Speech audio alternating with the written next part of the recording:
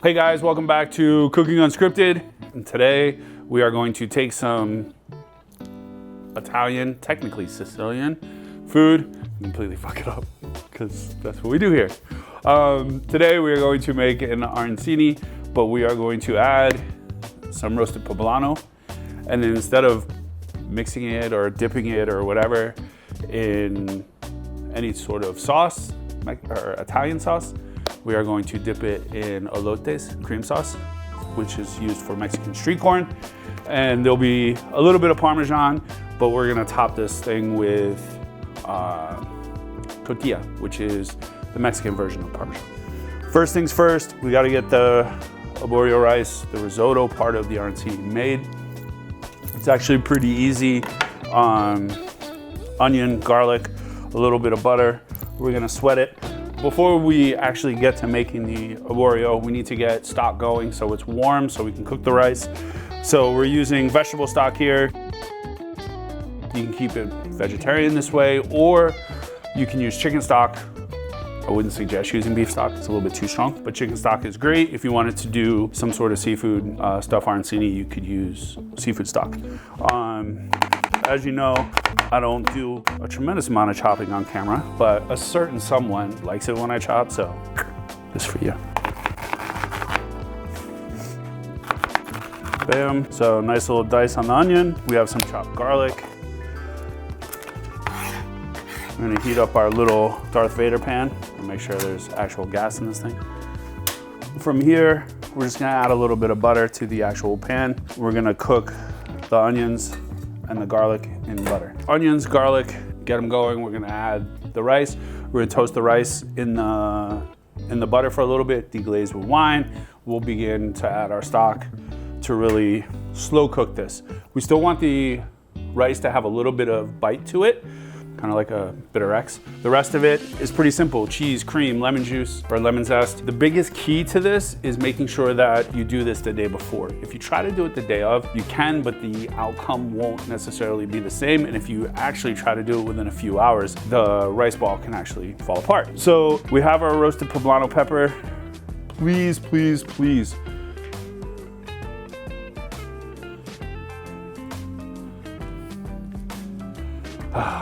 After you roast your pepper, please don't run it underwater to try and remove the black skin, because it will take all the flavor with it and you will be left with really no char flavor to it. We're going to put our onions in and let those go. To clean these, a paper towel does just fine. But we want to make sure we leave some of that nice, beautiful char.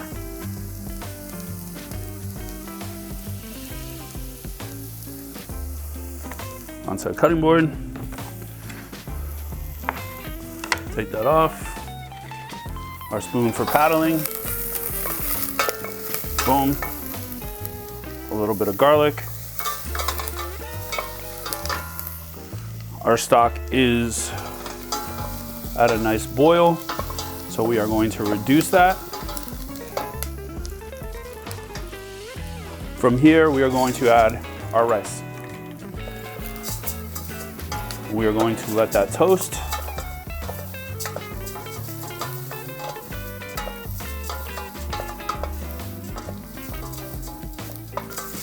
So our rice is toasted. A little bit of white wine.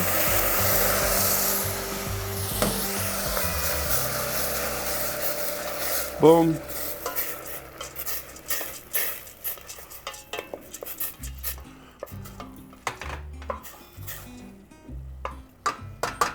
Our rice is going, the wine has reduced, and now we begin to add stock. Slowly add a little bit, let it cook, let the rice absorb the stock, and then we will add a little bit more.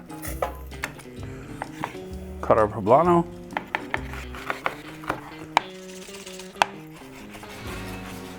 They don't have to be all the same size. Just cut them up, dice them up. I wouldn't suggest putting them in food processors or anything. As you can see, the rice has absorbed that stock. We're gonna add some more. let it cook. Cut up the rest of our pepper. How spicy do you want it? You want it not spicy? You know, I don't, after the jerk chicken episode, you know, I'm not entirely sure how spicy you'd like it. So we'll put our peppers into deli cup. Contrary to popular belief, at least for me anyway, you don't always have to keep the risotto moving. You can let it kind of cook. People will be like, oh, you got to keep it moving, stand there, stir it. You don't. You just want to keep an eye on it to make sure that there's enough liquid, that it doesn't get too dry, that it doesn't burn, obviously. This is a half cup of rice to 1 3/4 cups of stock. So it absorbs a lot, you know. It's, again, this slow cook of the rice with the liquid, we want to absorb as much flavor of the stock as possible. It's at the point now where we've got to add some more stock. I do it in 2 batches. It's extremely important to make sure that the stock is hot. You don't want to be adding cold stock to the rice. It drops the heat of the pan. It takes longer to cook. Doesn't release the starches as well either, which is what we want. We want the starch of the rice to be able to hold everything together. So last batch of stock going in. What we want to do is we want to cook this to the point where there's still just a little bit. We're going to add the Parmesan cheese to it, which will give it a little bit more body, some more butter, some cream. Some people will say don't add cream, it doesn't belong in it.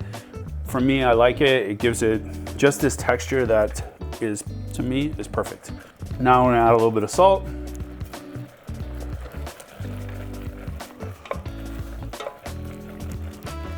About another 30 seconds, we'll finish off making the risotto. From here, cream, Parmesan, a little bit of lemon juice, and just a finish of butter.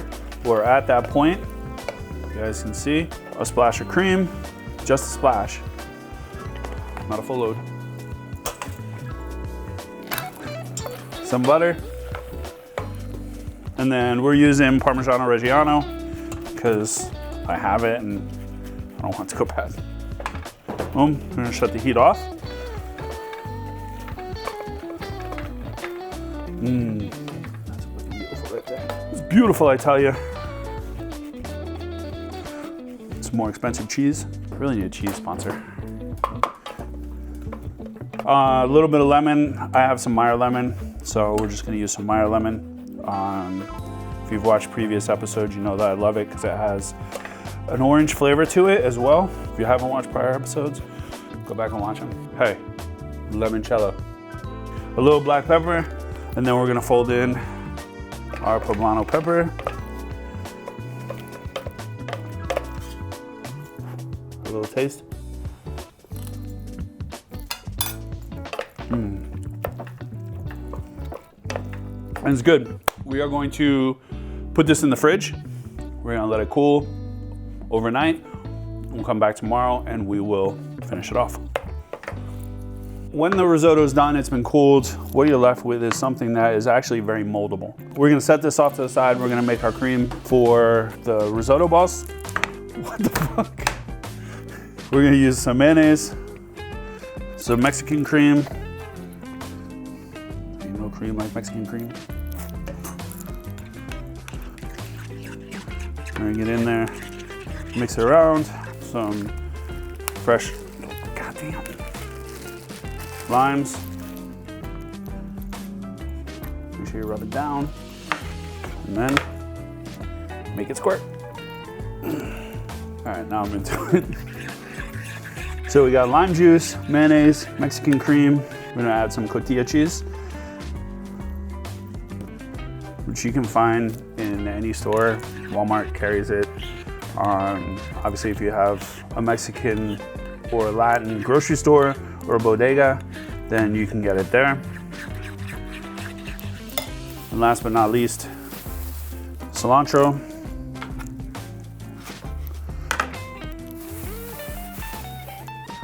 Oh, here we go.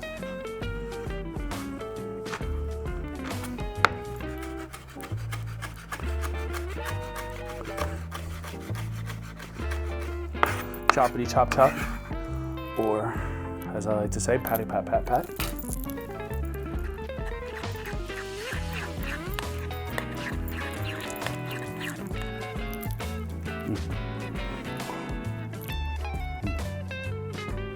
That's all I need. Goddamn, that's good. we can't be an inappropriate show if we don't talk about the fact that Captain Kirk was a whore.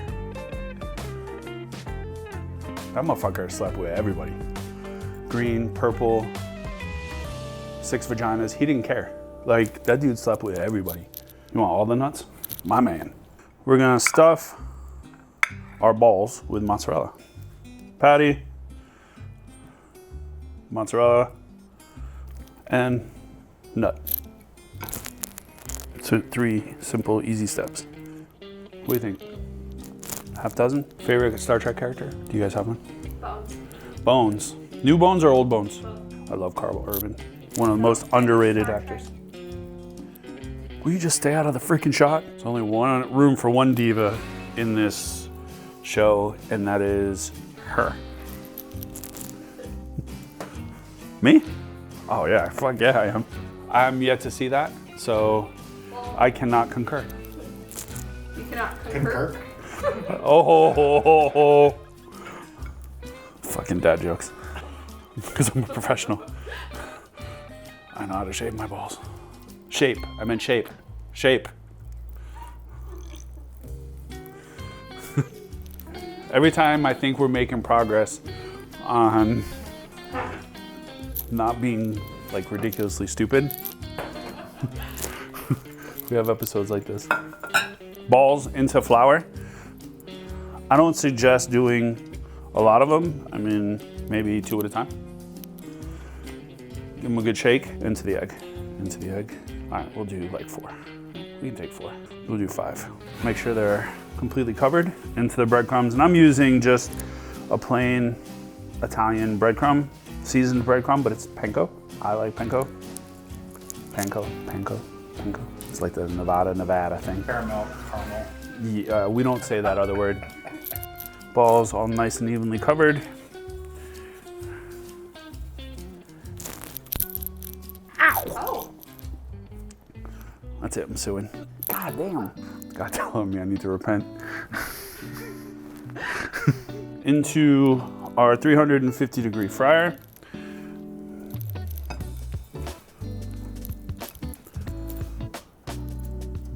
We'll fry probably about 3 to 4 minutes. See? That's the songs I get in my head. Like Jake Osman. All I need is a Baby Yoda now. For them. I don't have anything Enterprise. I don't have anything Star Trek. I just like the shirt.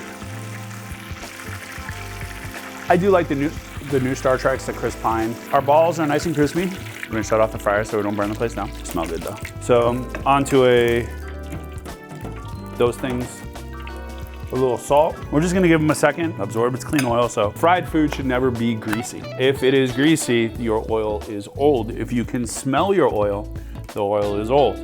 So if you're eating, you fry your own French fries and the fries are greasy, your oil's old. So we've got that. I'm gonna hit it with over the top, a little cotija, because why not? I'd put cilantro on top, but I didn't chop any for it. So that's pretty much it. We've got our sauce, so we can just kind of put our sauce around.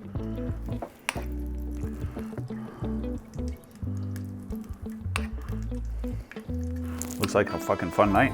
And that's it. It's simple. It's a little time consuming, again, because you're gonna make the risotto the day before. But once the risotto gets made, it's actually very, very quick. And then adding this little twist to it gives you a completely different flavor. Might piss off the Sicilians, sorry Dante, but fuck them.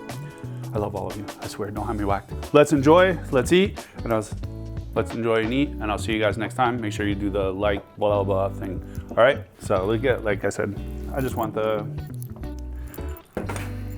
let's get in there. Oh, this is fucking heaven.